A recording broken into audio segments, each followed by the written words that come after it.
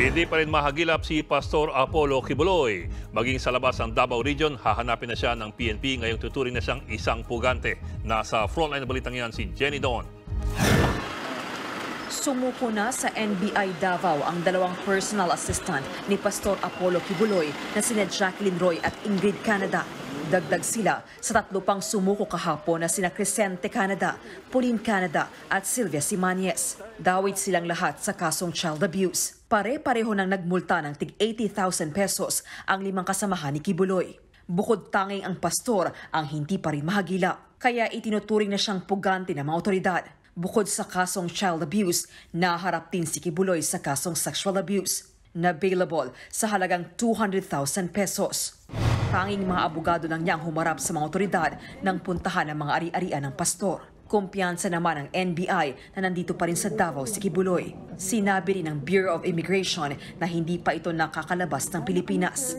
Meron tayong mga monitoring na andito pa siya sa Davao.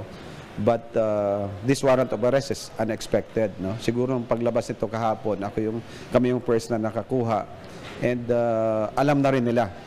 And we surmise na siguro si Pastor nandito pa.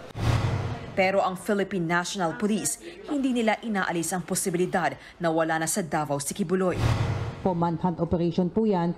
So hindi lamang po siguro magiging limited yan sa Davao region. Since he was not located within the area po of Davao, then yung ating tracker teams po would also implement doon sa mga areas na sa tingin po nila na possible na kinakokoonan po ni Pastor Kibuloy.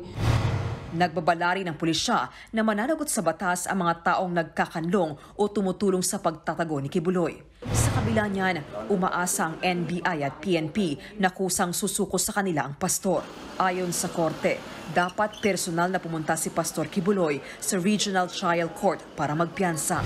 But automatic yan, since alam na rin namin na meron siyang contempt warrant sa Senado and sa Congress. Once na mahuli natin si Pastor Kibuloy, automatic, kasi available man to dito, he will be turned over to Manila. Sa ngayon, mas pinagting na ang tracker team ng NBI, CIDG at intelligence community para mahanap ang kinaroroonan ni Kibuloy. Nagbabalita mula sa frontline, Jenny Dongon, News 5. Mga kapatid, Ed Lingaw po, maging maalam at may pakialam sa mga napapanahong balita sa ating bansa.